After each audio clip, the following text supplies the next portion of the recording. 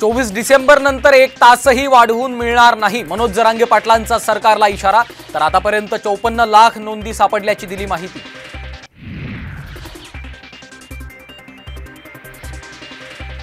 तडजोड तुटल्यामुळे ठाकरे गटाचा अदानींविरोधात मोर्चा, मुख्यमंत्री शिंदेंचा घणाघात।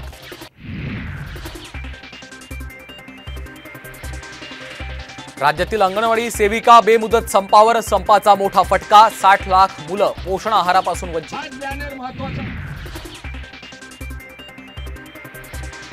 विधानसभेत पराभूत झालेल्या जागांवर भाजपचा फोकस असणार, आगामी निवडणुकांच्या पार्श्वभूमीवर भाजपचा नवा प्लॅन।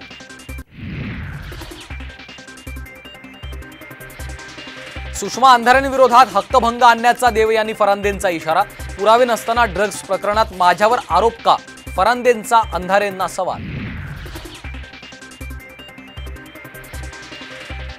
आणि नागपुरात स्फोटकं बनवणाऱ्या कंपनीत स्फोट, 9 कामगारांचा जागीच मृत्यू, मृतांच्या कुटुंबियांना 5 लाखांची मदत जाहीर।